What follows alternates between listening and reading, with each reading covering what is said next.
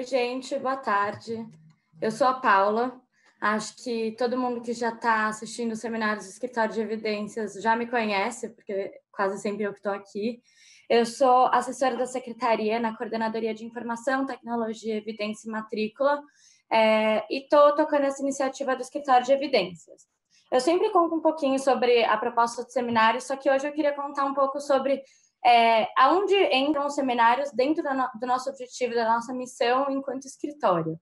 Então, o escritório, ele é uma iniciativa da Secretaria que tem como objetivo fortalecer a cooperação entre a Secretaria e a academia, visando tanto gerar quanto disseminar a utilização de evidências para tomada de decisões. Então, que nem eu falei, a gente atua bastante com a ideia de, por exemplo, abrir bases de dados por meio do nosso portal de dados abertos, de fazer parcerias com centros de pesquisa interessados em estudar as nossas políticas, mas também a gente sabe que tão importante quanto gerar esse conhecimento é fazer com que ele fique disponível para as pessoas, para os gestores, para as gestoras que tomam as decisões do dia a dia e que, no final das contas, são quem implementam as políticas que são formuladas no âmbito da secretaria. E aí que entram os seminários, porque, como vocês já devem ter percebido, a cada semana a gente convida um especialista ou uma especialista no campo de educação para compartilhar um pouco de tudo que vem sendo estudado no âmbito da academia em termos de política educacional.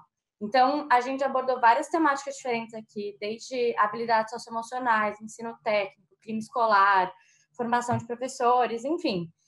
E o nosso objetivo, cada vez mais, é trazer pessoas que abordem diferentes tipos de temas para diferentes públicos, então, mas que tragam conhecimento de ponta que está sendo produzido e que muitas vezes fica ilhado e fica inacessível para os nossos gestores da nossa rede.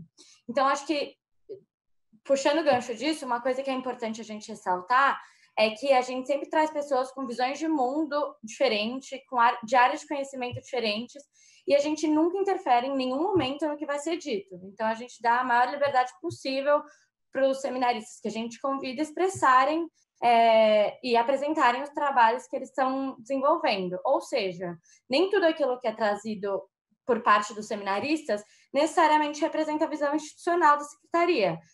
A gente acha que quanto mais visões diferentes a gente conseguir trazer, melhor. Então, é um pouco esse do papel que a gente presta aqui. Então, dito isso, eu queria muito agradecer a Úrsula por ter disponibilizado um pouco do tempo dela para vir fazer essa conversa com a gente sobre financiamento da educação, que é um dos temas que está super em alta. Então, acho que principalmente para o pessoal do órgão central e das diretorias que estão assistindo, vai fazer bastante sentido. Eu vou fazer uma breve apresentação dela. A Úrsula é professora no curso de Gestão de Políticas Públicas da USP, tem mestrado e doutorado em Economia pela UGV de São Paulo e foi secretária adjunta do Planejamento, Orçamento e Gestão no município de São Paulo. Mas aí acho que ela também vai poder contar um pouco mais sobre ela conforme ela for fazendo a apresentação, então também não vou me alongar muito nisso. E eu espero muito que vocês gostem. Eu só queria passar 2 recados antes da gente começar, já vou parar de falar. E o primeiro é que na tela de vocês vai aparecer um link com o formulário de interação para as perguntas. Então, vocês podem mandar perguntas por meio desse link e a gente, no final, vai ler tudo. Quer dizer, não tudo, desculpa. Algumas perguntas, eventualmente, não dá tempo de ler tudo, mas a gente vai fazer uma seleção para discutir aqui com a Úrsula. E para quem está assistindo a gente por meio do Centro de Mídias, o chat não vai ficar aberto, então não mandem nada por lá. A gente vai centralizar todas as interações por meio desse link, tá bom? Então, anotem aí para vocês terem. Quem está vendo pelo YouTube vai poder voltar depois do vídeo, mas anotem para vocês terem e interagirem. Quanto mais interações, melhor, mais rica vira a nossa troca. E a segunda coisa que eu queria falar é que todos os seminários que a gente faz aqui no Escritório de Evidências ficam gravados. Então, o próximo link que vai aparecer na tela de vocês é do endereço onde estão ficando essas gravações. E aí a gente já tem 8 seminários que estão disponíveis lá. Acho que o 9º, que foi o do Daniel na semana passada, a gente vai subir ainda hoje. E aí é legal porque vocês conseguem revisitar o que já foi trabalhado, os temas que a gente já abordou, eventualmente sobrar uma dúvida, dá para voltar, enfim. E acho que já falei bastante. Úrsula, agora é com você. Muito bem, Paula, muito obrigada, boa tarde a você, boa tarde a todos que estão aqui, todos e todas que estão aqui nessa tarde, nos ouvindo, né, participando desse debate. Eu agradeço muito essa oportunidade, é muito bom poder fazer um diálogo sobre as pesquisas que a gente vem trabalhando, seja minha pesquisa enquanto representante da USP, né, professora da USP, também do Centro de Estudos da Metrópole, onde eu estou pesquisando as discussões de financiamento da educação.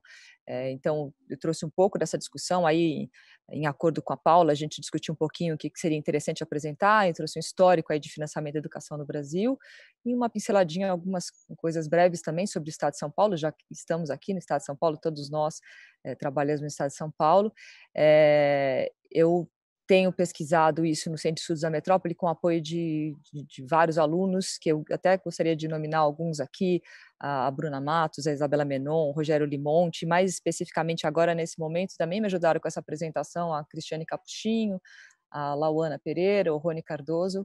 Falo brevemente porque é sempre bom saber que a gente não trabalha sozinho, né? A gente sempre trabalha em equipe, eu em geral trabalho sempre em equipe, nas pesquisas e queria apontar essa questão para vocês. Então, como a Paula falou, eu sou professora e tenho trabalhado essas questões de financiamento tanto na docência quanto na pesquisa e também trabalhei com isso na gestão enquanto estive lá na Secretaria Municipal de São Paulo. Tenho apoiado uma série de discussões também com os estados, em conjunto com o Concede. Então, essa é uma discussão muito cara, muito importante para mim, a discussão do financiamento. Vou começar aqui a apresentar. Me digam se tiver algum problema, mas eu acredito que esteja todo mundo podendo visualizar. Então, a apresentação é sobre o financiamento da educação no Brasil, e alguns destaques do Estado de São Paulo. O que eu pretendo abordar? Falar um pouco da estrutura histórico-normativa do financiamento, ou seja, como é que são as regras do financiamento da educação e como é que elas evoluíram historicamente até o período mais recente agora. O que ainda temos de necessidades atuais, né, da educação no Brasil, quais são os pontos de destaque, de importância que a gente precisa se preocupar e ajustar como financiar, como é que está distribuído os recursos desse financiamento nas esferas brasileiras e falar um pouco então do financiamento do Estado de São Paulo. Então, para iniciar a discussão, o primeiro ponto de destaque a pensar sobre o financiamento da educação é que o financiamento da educação é baseado, né, lastreado no Brasil a partir da vinculação de impostos. Essa é uma questão histórica da educação no Brasil, que ela está afirmada na Constituição de 88, mas ela é muito anterior à Constituição de 88. Então, desde os anos 30, até antes disso, sempre houve a discussão da necessidade de ter recurso perene, recurso continuado para a educação. E a proposta que vingou, que foi acertada, né, no território nacional desde então, foi que uma forma de ter recursos perenes era determinar um percentual de impostos que ficariam sempre disponíveis para a educação, independente de governo, independente de mandato, né, independente de decisão legislativa periódica. Então, ele seria um recurso sempre definido para a educação.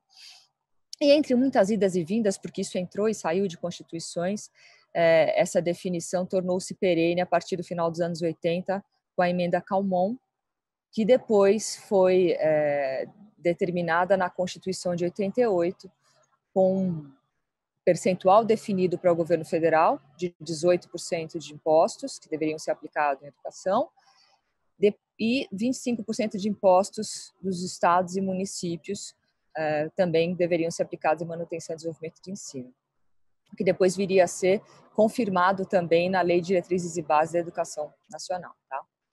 Nesse primeiro ponto, o capítulo da Constituição, o capítulo da Constituição referente à educação, no artigo 212, ficou determinada essa vinculação constitucional de 18% e 25%.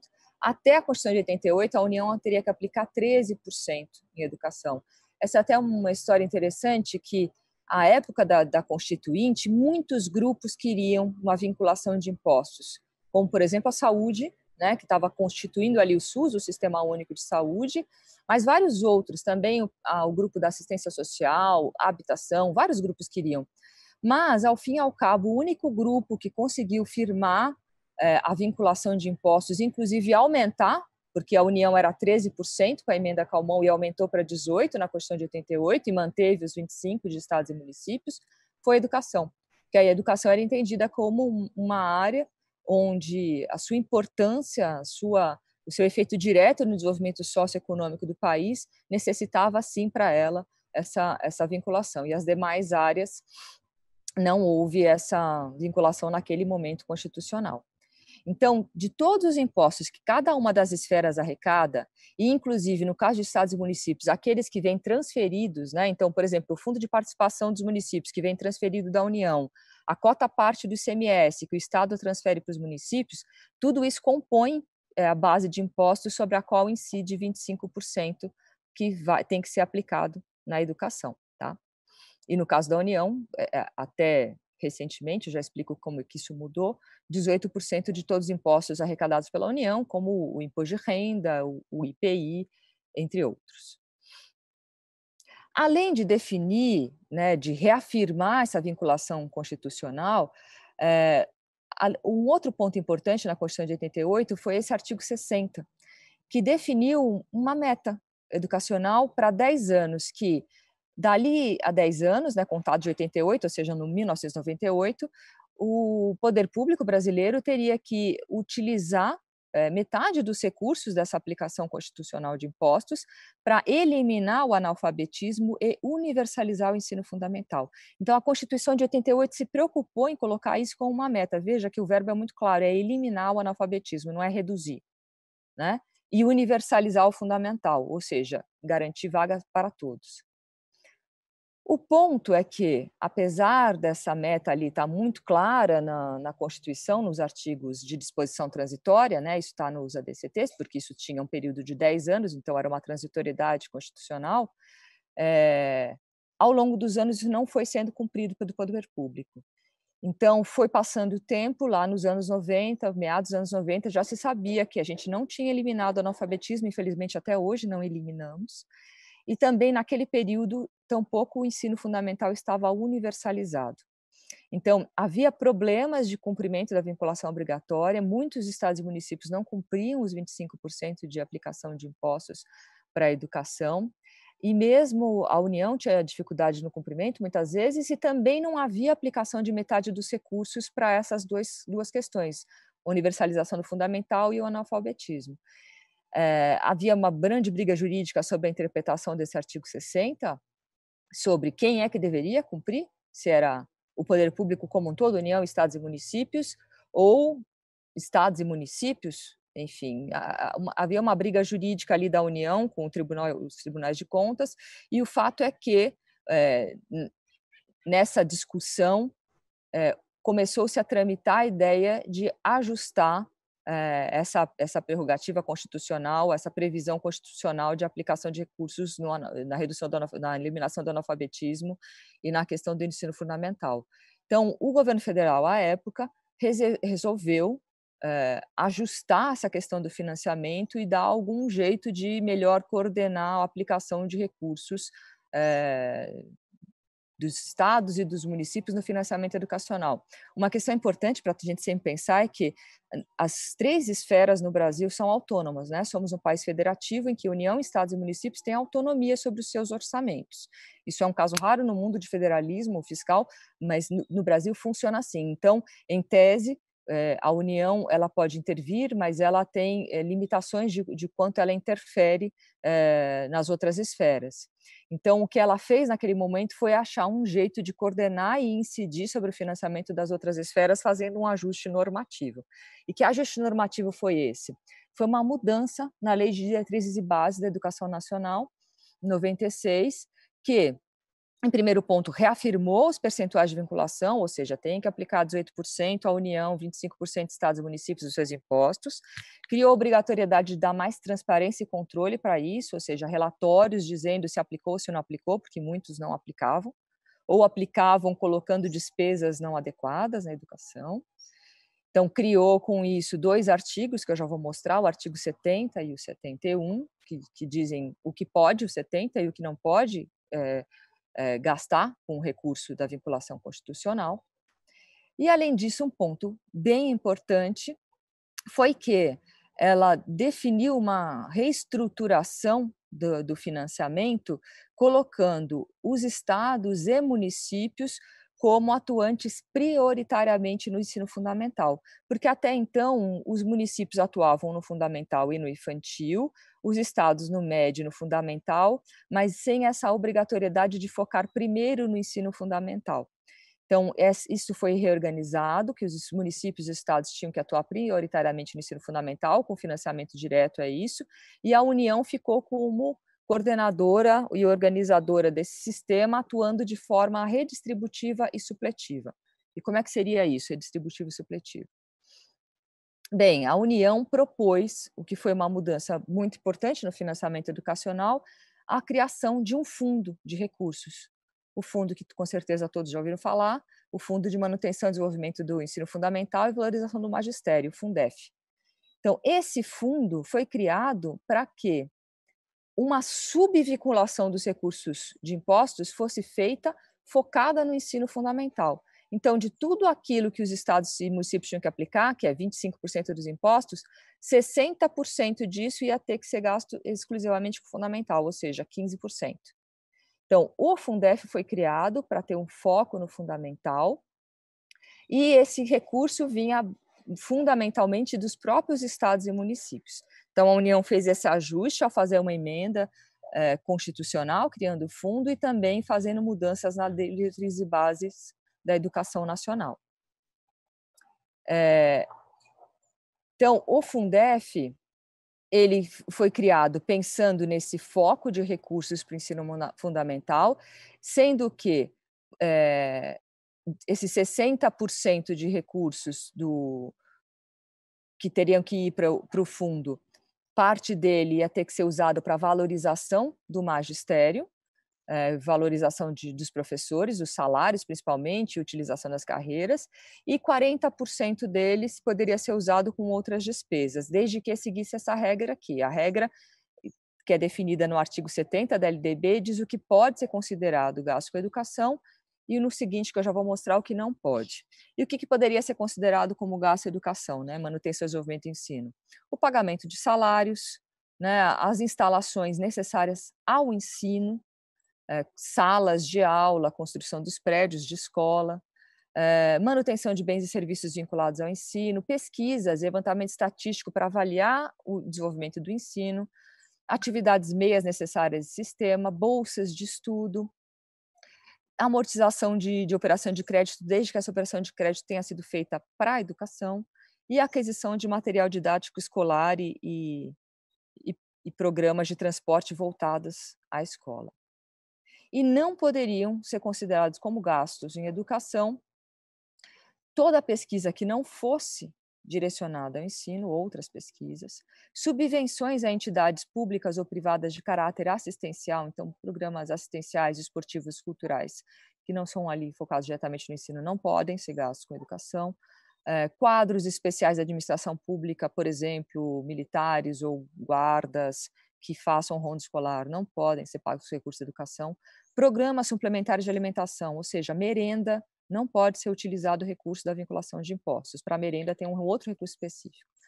Obras de infraestrutura que não sejam diretamente ligadas à escola, por exemplo, fazer o asfalto que leva à ponte, que leva à escola, não pode. Só tem que usar na estrutura da escola. E, por fim, pessoal docente e outros trabalhadores da educação que estejam em desvio de função em outras áreas. Entrou na carreira de educação, mas foi trabalhar na saúde e na assistência. Essa pessoa não pode ser da folha de pagamento da educação. Então, esses pontos ficaram definidos e isso ajudou a dar mais clareza ao gasto com a educação a partir da LDB e a organizar, então, o financiamento de estados e municípios.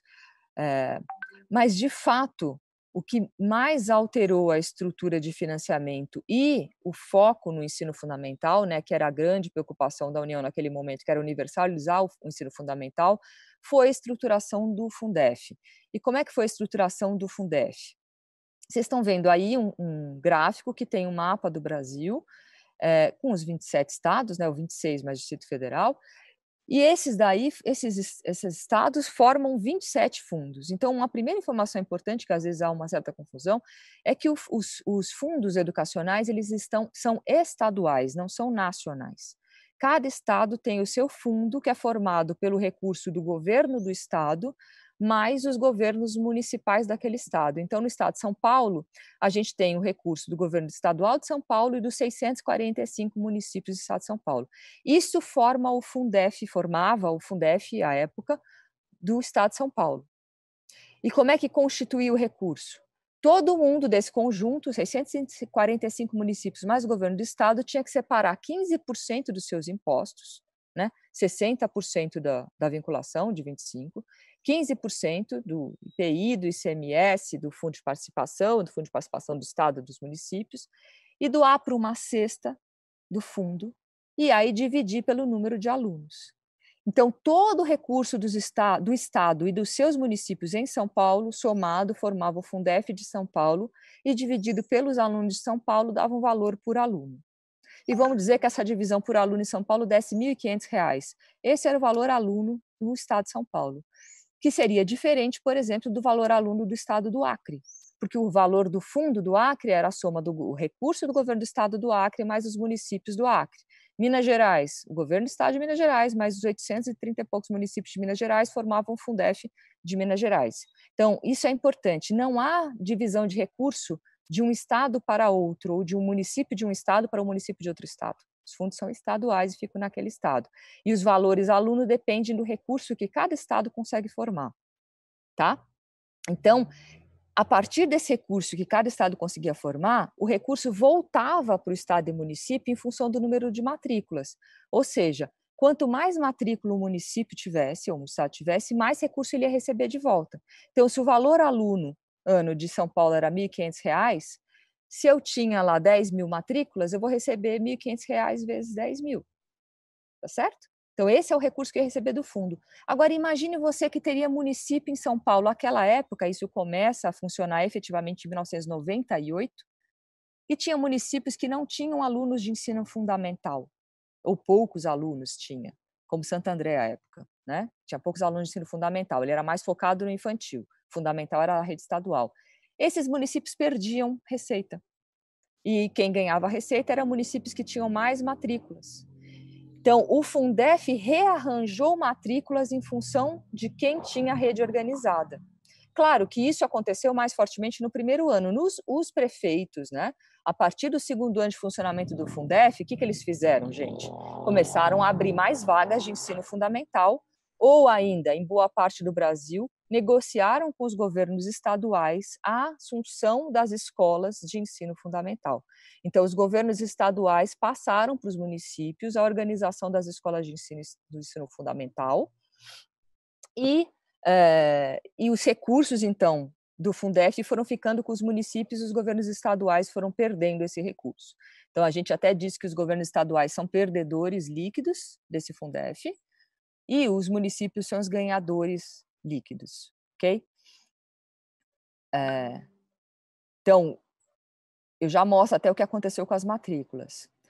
Só reafirmando, o recurso do Fundef, ele podia ser usado para os professores do Fundef. Então, 60% desses recursos tinha que ser usado para a valorização dos professores, salários, carreiras, e os 40% restante com outras ações, atividades, projetos, conforme os artigos 70 e 71, desde que também no fundamental, tá? Então, um professor do ensino infantil não poderia receber uma valorização salarial com esse recurso, tampouco do ensino médio.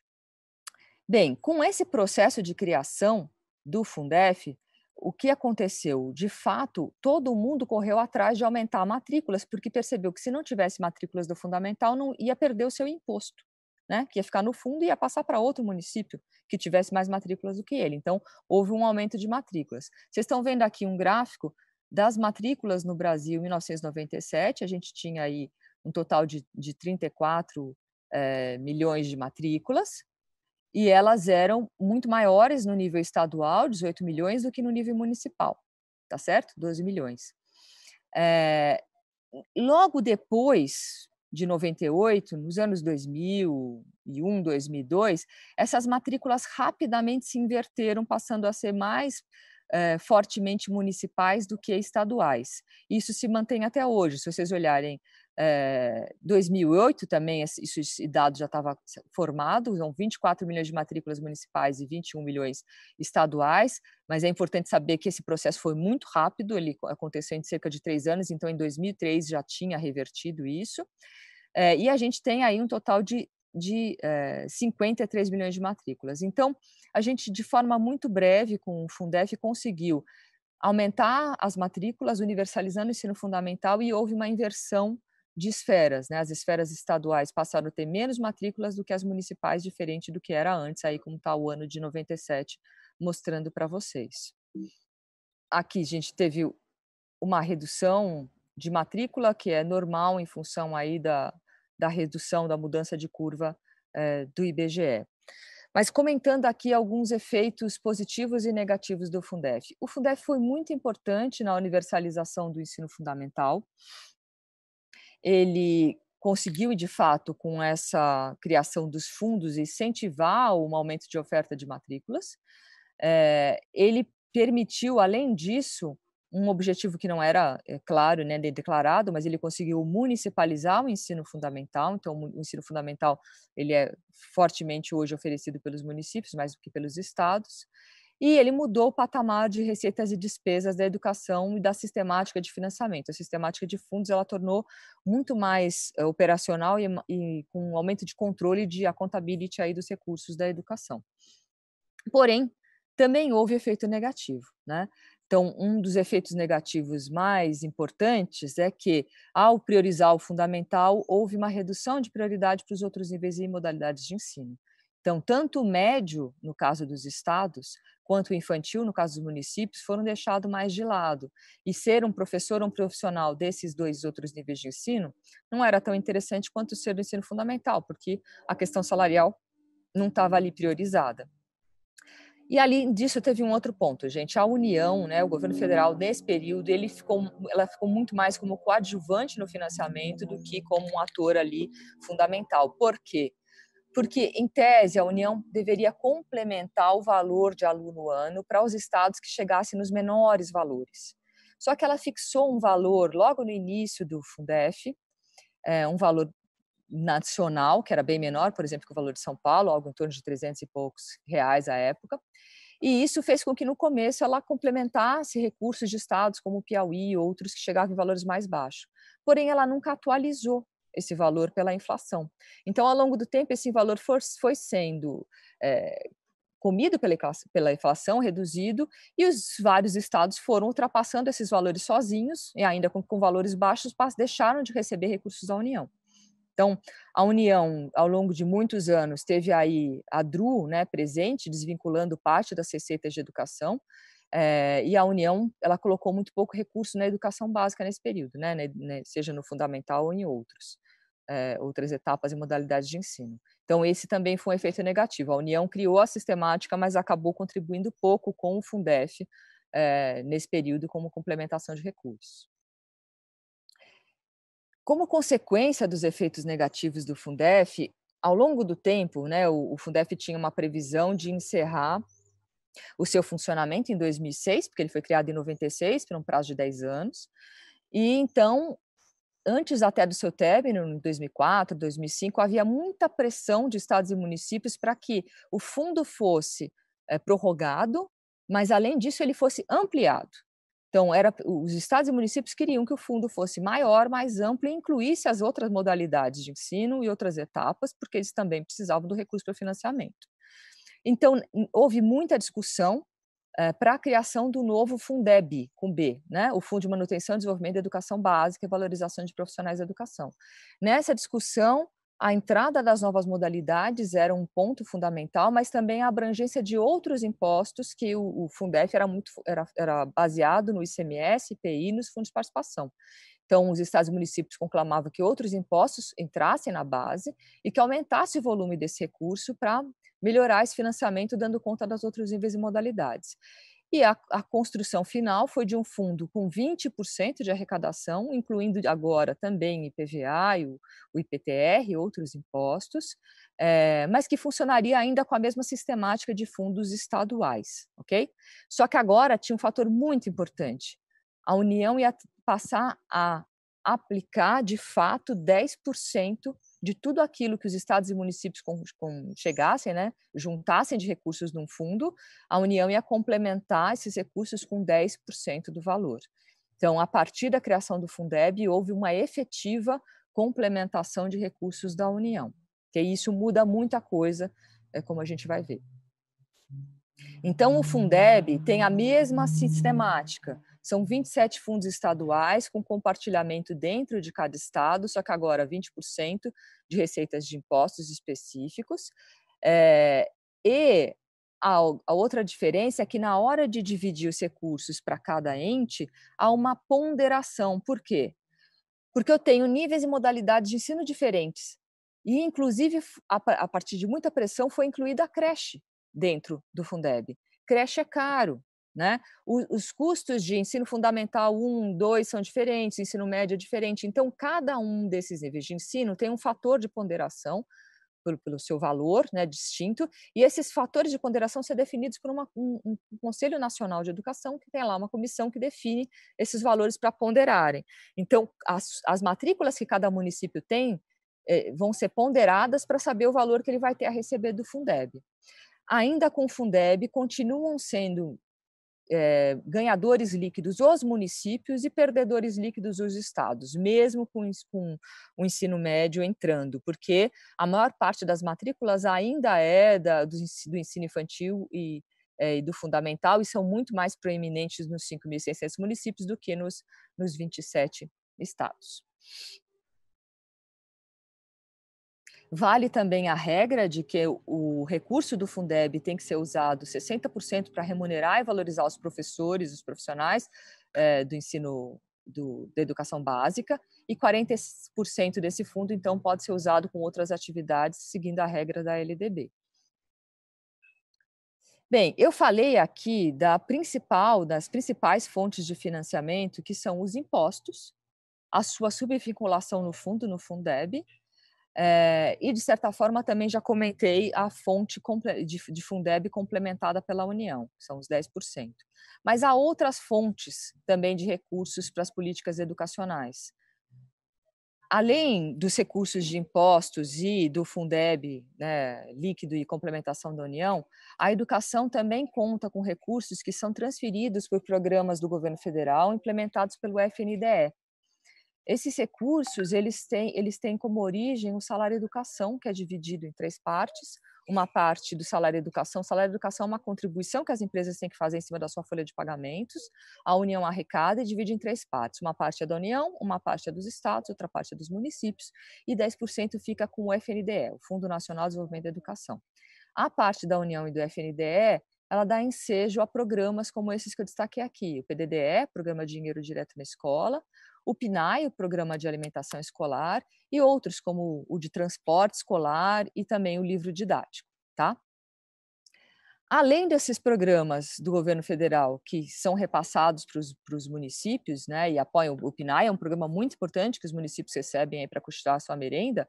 Tem, então, também a verba do salário educação, que os estados, 1/3 recebem, os municípios também, e muitos estados e municípios usam essa verba do salário educação também para complementar os gastos com merenda. Então, como eu disse, a merenda não pode ser feita com recurso de impostos, mas ela pode ser feita, por exemplo, com esse repasse do salário educação. Tudo isso é recurso da educação.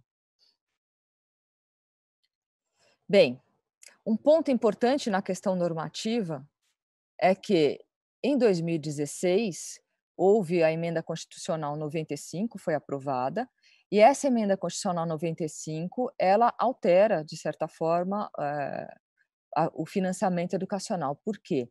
Porque ela define um teto de gastos para as políticas públicas federais e ela rompe com a vinculação de impostos no âmbito da União. Tá? Então, aquele artigo 202 que vincula 18%, ele deixa de valer, os recursos da educação na União não tem mais essa vinculação de impostos e segue valendo a vinculação de estados e municípios, mas a União aplica agora, desde essa regra de 2016, o valor dos gastos com o ensino da União ficam fixados no valor de 2017, atualizados pela inflação. Tá? Ficou fora da regra do teto os valores do Fundeb.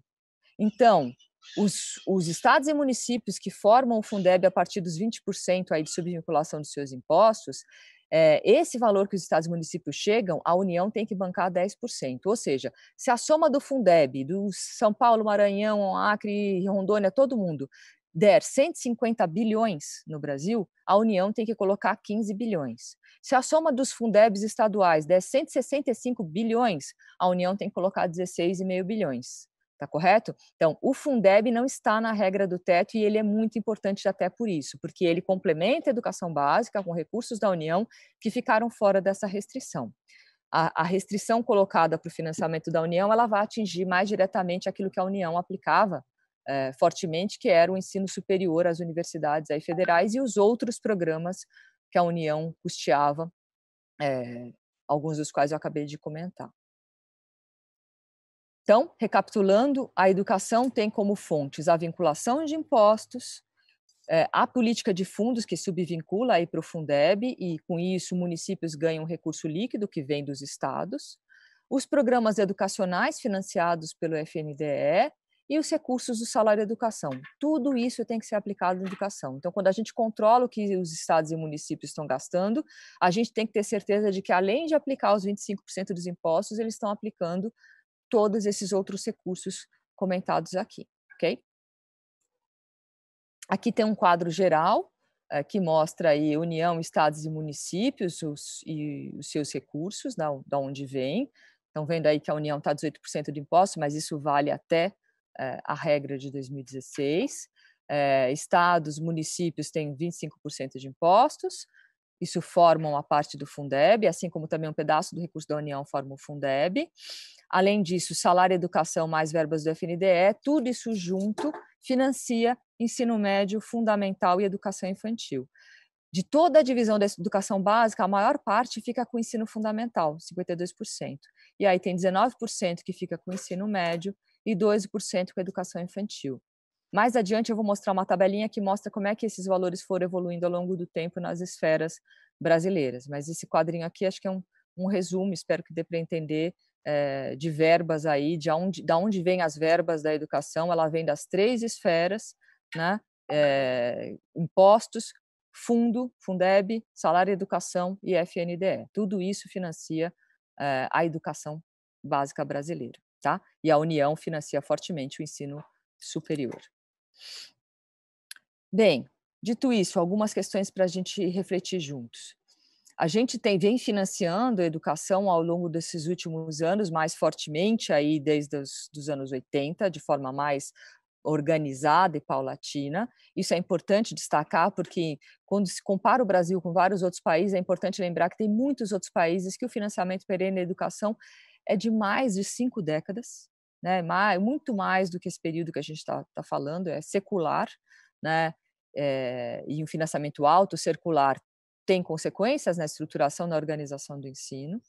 Então, o nosso é mais recente, ainda que nesse período mais recente tenha sido mais organizado. Isso nos permitiu uma série de avanços de desenvolvimento institucional, uma série de programas educacionais que são muito bem organizados, vários dos quais são focalizados, né? Tem programas que são mais focalizados em redes rurais, como o transporte escolar. Houve um avanço na coordenação federativa a partir dos fundos, se foi possível melhor coordenar, não que não tenha ainda questões a fazer, mas a gente avançou comparativamente aos anos 80 para cá, nessa coordenação federativa aí, de fundos, focando aí níveis e modalidades de ensino. Mas, claro, ainda falta organizar melhor a oferta de serviços educacionais, principalmente aqueles outros que não são o ensino fundamental, né? Há vários desafios, vocês aqui no estado de São Paulo sabem, como os outros estados, que o ensino médio no Brasil todo é um grande desafio, de como é que a gente dá conta de uma oferta, não pelo número de vagas, que ela existe, mas pela permanência dos jovens, pela redução da evasão, que ainda é muito alta, e para uma articulação melhor entre os entes subnacionais e a União no que diz respeito aí à definição de uma série de regras, não só de financiamento, mas várias outras. Quando a gente olha indicadores de desempenho, como o IDEB, que há uma certa polêmica se ele é o melhor indicador ou não, mas é um indicador que hoje temos de forma nacional, né, para comparar aí o nosso desempenho, a gente vê que a gente conseguiu avançar bem no IDEB nos anos iniciais do ensino fundamental. Vocês estão vendo que a gente bateu as metas, né, até 2017 dos anos iniciais. Vamos ver como é que vai ser o resultado aí 2019, ainda não tem.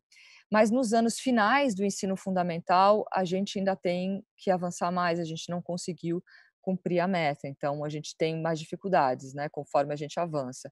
E o ensino médio, então, mais difícil ainda. A meta do ensino médio já era mais baixa do que o ensino fundamental, então a expectativa era chegar em 2021 com nota 5,2, a gente está em 2020 e a gente não conseguiu chegar a 4.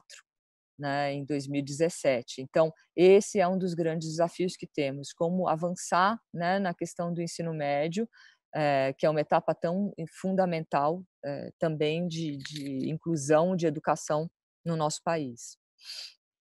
Uma das questões que está implicada nesse avanço no ensino médio, né, na educação, tem a ver com as desigualdades no nosso país, e quando a gente olha essa questão da desigualdade, né, quando a gente olha os dados educacionais por renda, a gente percebe que há diferenças quando a gente considera quem tem mais renda, um volume de renda maior, e quem tem menos renda.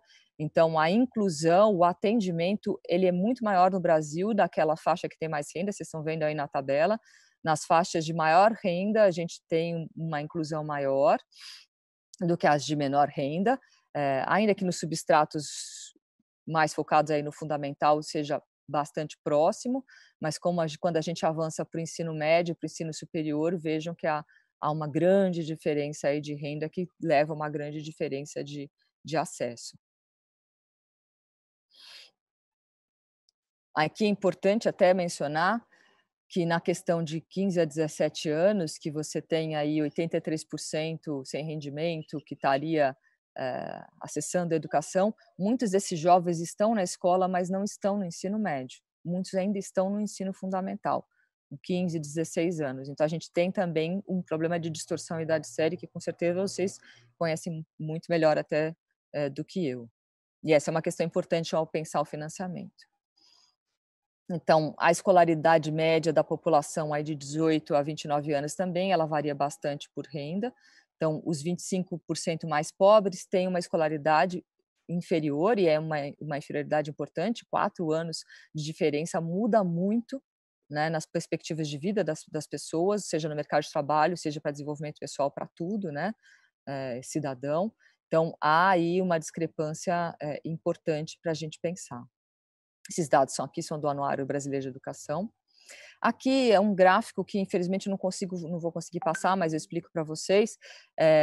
Em relação à nota do Enem, a gente sabe que quanto maior o nível socioeconômico, maior a nota do Enem, quanto mais baixo, é o que o gráfico está tentando mostrar, essa parte azul mais clarinha, mais baixo o nível de renda, mais baixa a nota, mais alto o nível de renda, mais alta a nota. Isso é um infográfico, estava no Estadão, acho que vocês conseguem até localizar também, eu coloquei, mas infelizmente não consegui plotar ele aqui. Então, esses desafios que temos, né, o ensino médio é um grande desafio, a conexão do ensino fundamental com o ensino médio é muito importante, né?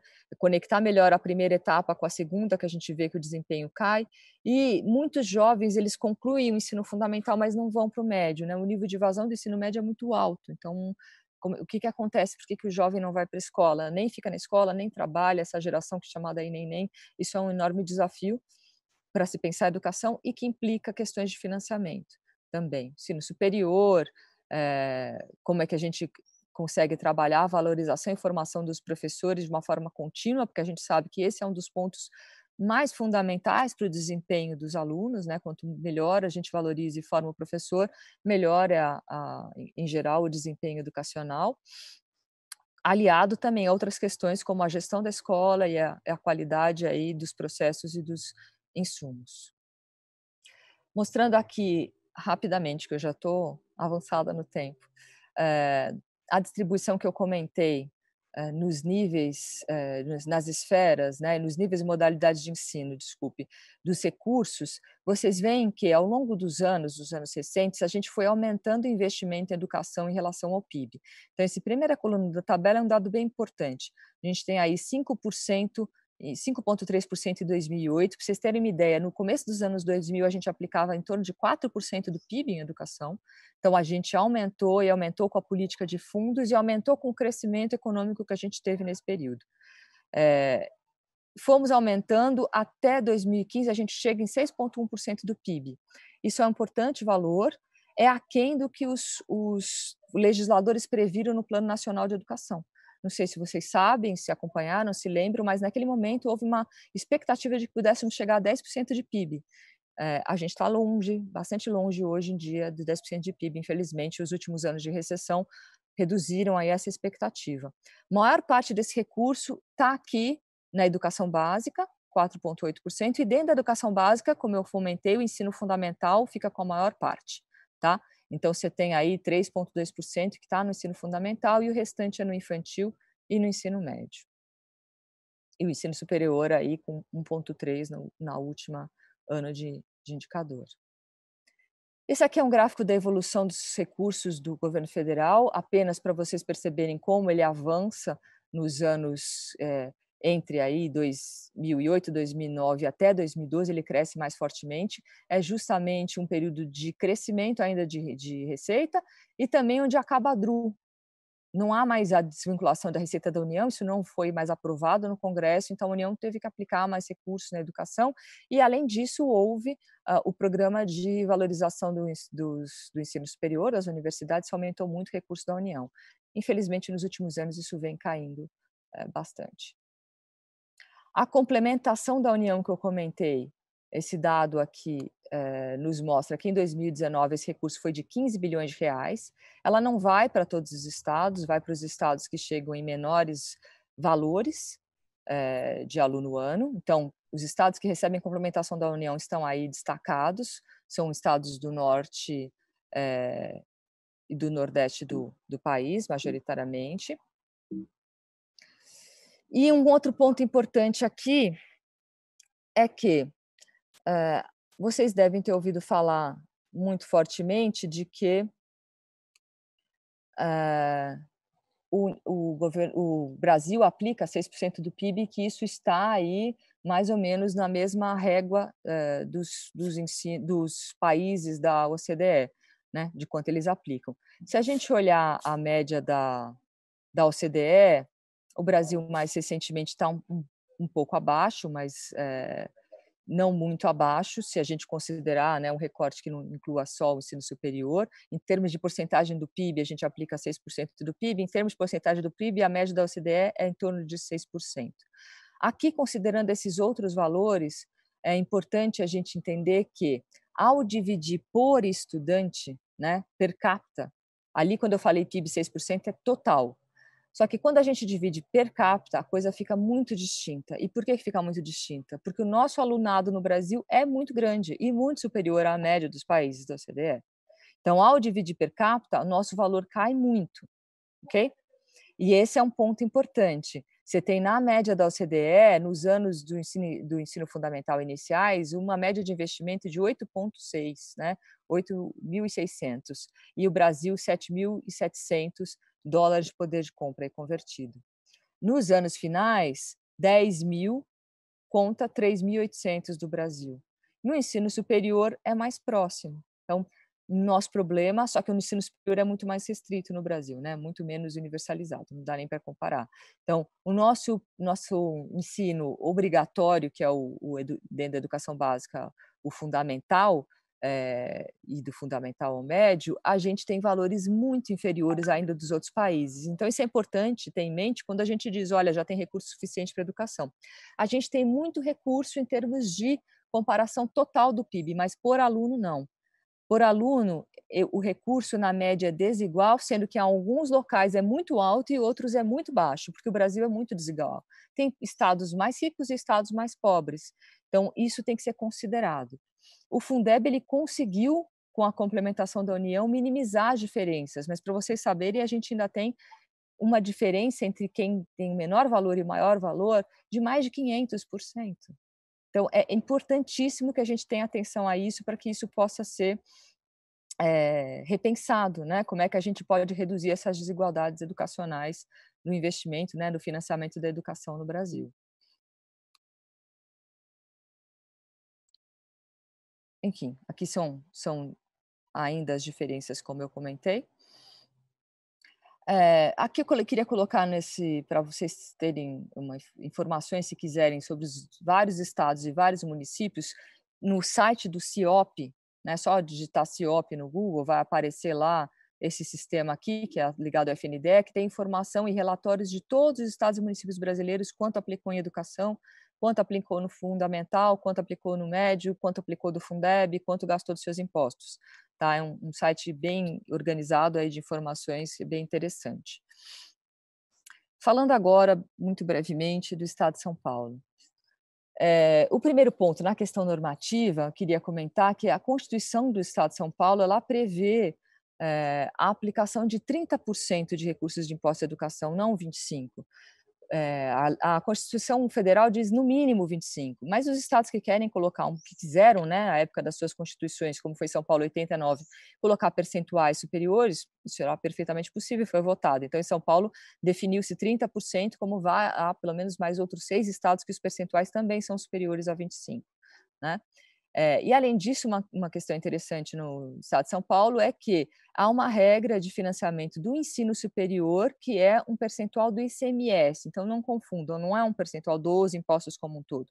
É um percentual do ICMS, o que garante aí que 25% seja aplicado na educação básica em São Paulo e há um pedaço do ICMS que fica dentro dos 5% restante, que é aplicado no ensino superior. Essa aplicação no ensino superior em São Paulo não é uma regra constitucional, é uma previsão da LDO, que todo ano ela é revista e aprovada, né, que prevê 9,57% do ICMS para o ensino para as universidades estaduais de São Paulo, Unesp, Unicamp e USP. Além disso, há uma outra legislação ordinária, que não coloquei aqui, mas para comentar para vocês, que prevê que, dentro dos recursos de aplicação dos 25% do Estado de São Paulo, se organiza como prevê a LDB, os artigos 70 e 71, mas permitindo, inclusive, o pagamento da previdência dos seus funcionários, que essa é uma grande questão polêmica, né, com justiça com uma série de atores, se isso é permitido ou não é permitido, que até agora não houve uma decisão final do Supremo Tribunal Federal, mas que é uma discussão que tem implicações econômicas, implicações jurídicas aí bastante complexas, mas que não é nosso foco aqui hoje. Isso, desde sempre, essa é uma questão das últimas décadas em São Paulo. Esse gráfico mostra a evolução da função educação no estado de São Paulo, como vocês estão vendo aí, entre 2011 e 2018, e das despesas totais. Então, você vê que a função educação aqui, em termos de valores, ela varia conforme cresce, né, a despesa total, porque isso aqui está variando em função dos impostos. Ela é uma das principais funções do Estado, mas o Estado de São Paulo também tem outras funções muito importantes, como a segurança pública e também a função saúde, né? Segurança pública, saúde e educação são das funções mais importantes, além da função administração e previdência, que também são funções bastante importantes. Mas a gente tem em torno aí de uma variação de 45 bilhões até 44 bilhões mais recentemente de gastos com a educação no estado de São Paulo. Esses gastos são feitos não só pela Secretaria da Educação, a maior parte pela Secretaria da Educação, 32 bilhões, mas também uma parte dele é feito pela Secretaria de Desenvolvimento Econômico, onde fica aí atrelado os recursos das universidades, e também uma parte inferior aí de recursos na Secretaria de Transportes Metropolitanos e da Justiça.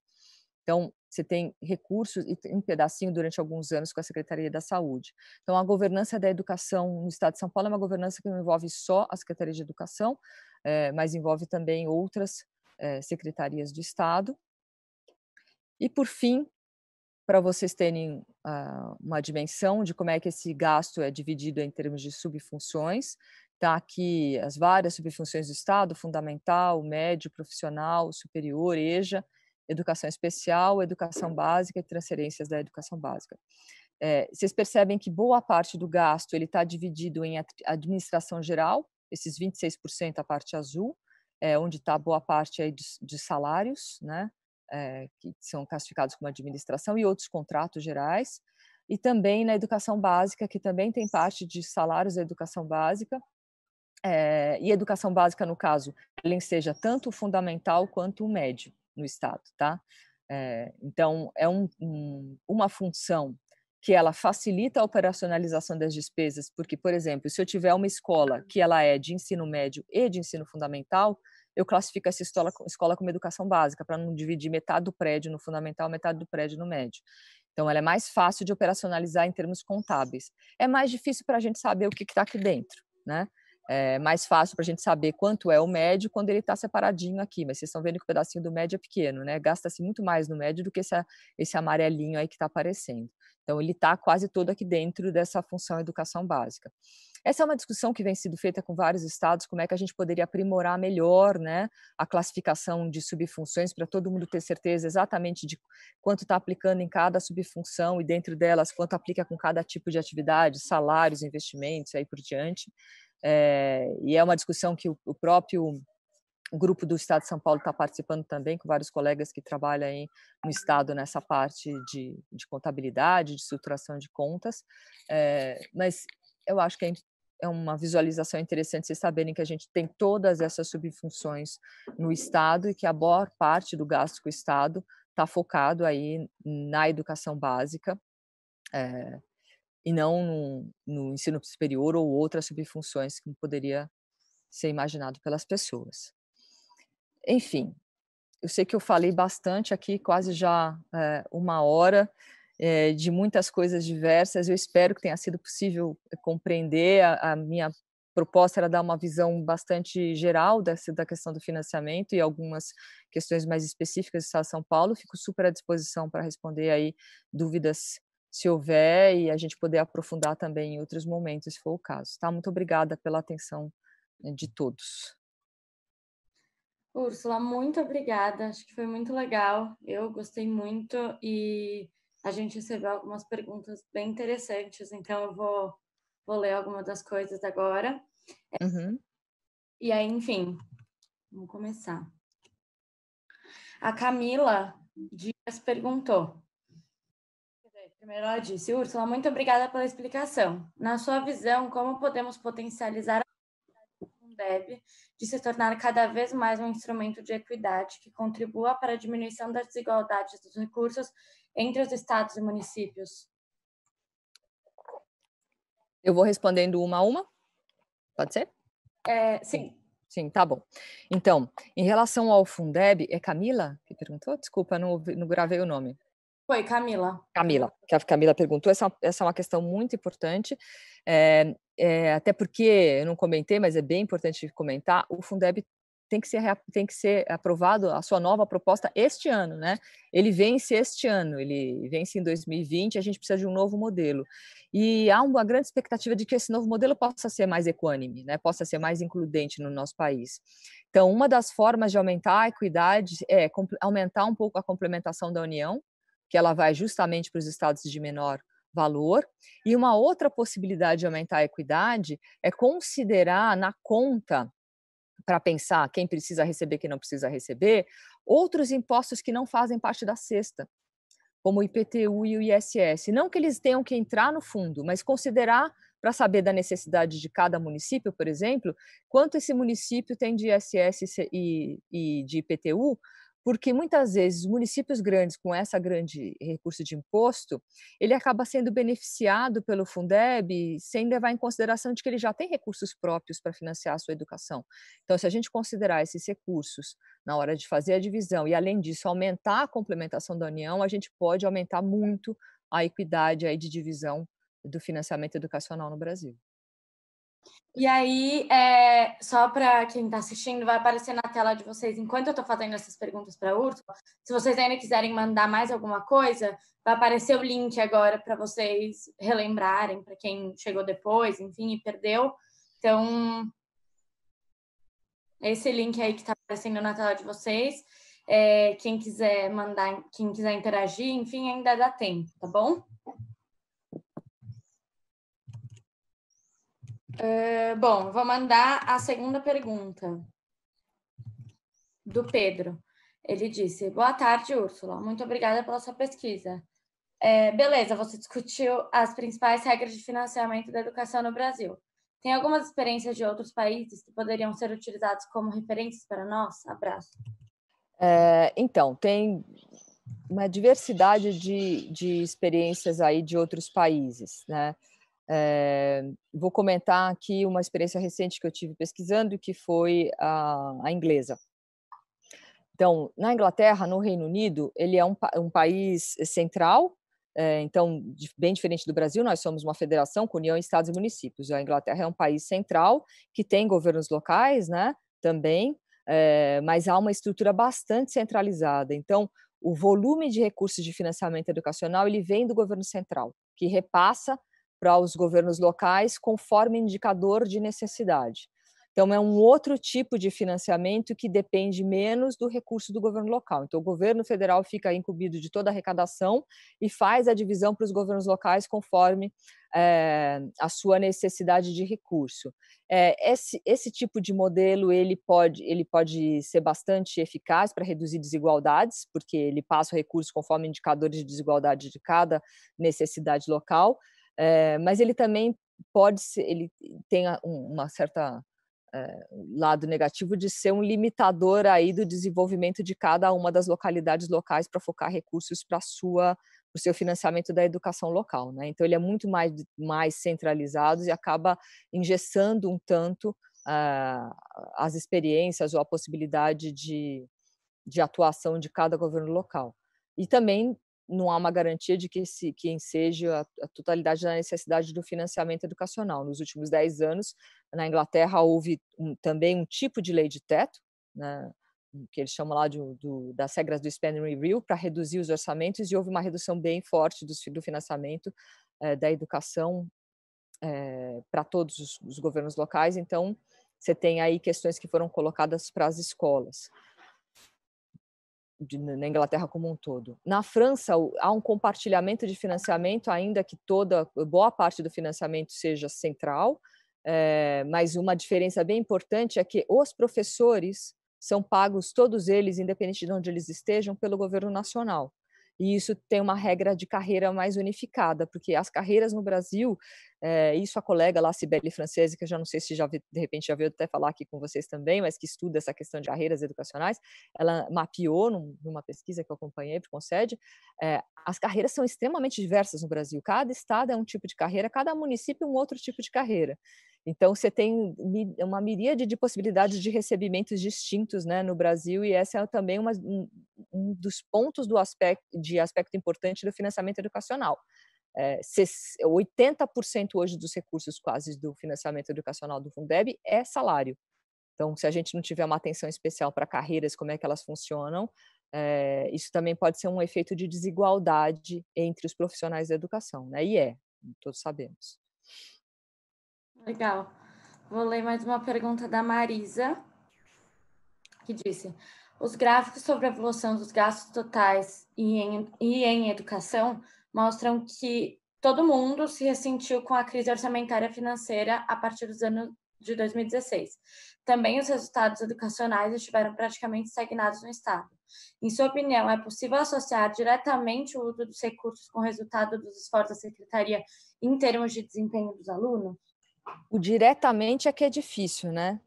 Porque se fosse possível a gente relacionar diretamente, a gente teria, de repente, uma solução mais simples. Mas eu diria que, com certeza, a redução de recursos afeta desempenho, porque afeta as estruturas, afeta as possibilidades de valorização, de formação de professores, os programas de apoio para os alunos e afetando tudo isso, né? Estruturas, processos, formação, o ambiente educacional é afetado e os alunos serão afetados. Não tem como. Se reduzir o financiamento, não tem como não afetar o desempenho. Então, de fato, a partir de 2016 a gente cai, a gente deve cair ainda mais, infelizmente, dado todas essas mudanças normativas, e esse ano de pandemia que a gente está vivendo, claro, não está caindo só a receita de um ente, né? Não é só a mudança da lei de teto federal, agora está caindo a receita das 3 esferas, porque é uma crise enorme de ICMS, de ISS, então vai recair o recurso educacional nos 3 esferas, isso é muito preocupante. É preciso achar formas de compensar isso, porque a perda educacional vai ser enorme. Então, ainda que não sei se dá para dizer que tem uma correlação direta 1 para 1, a influência é enorme, né? Financiamento educacional tem uma enorme influência no desempenho. Legal. Eu estou vendo aqui que acho que era isso. Fiquei muito feliz, Úrsula, foi muito legal. Eu, particularmente, gosto muito de discutir esse assunto e acho que, tendo em vista a renovação do Fundeb, é um assunto que faz muito sentido da gente trazer, da gente expor e botar para debate mesmo. Acho que foi um pouco do nosso objetivo hoje. Então, eu queria agradecer imensamente. Não sei se você tem mais alguma coisa para finalizar. Não, acho que eu já falei bastante. Agradeço as perguntas, a audiência, enfim. Que legal. Estou à disposição. Que bom. E a gente, ultimamente, acho que quem está assistindo reparou que a gente tem sempre colocado no finalzinho dos nossos seminários um formulário de avaliação, né? Não tão de avaliação, mas de sugestão. A gente quer ouvir de quem está assistindo quais os temas que vocês querem ouvir, pessoas que vocês querem que a gente convide, enfim. Então, vai aparecer na tela de vocês esse link e, dessa forma, encerramos o nosso seminário de hoje. Mais uma vez, muito obrigada, Úrsula. Obrigada. Boa tarde a todos. Fiquem bem, fiquem em casa.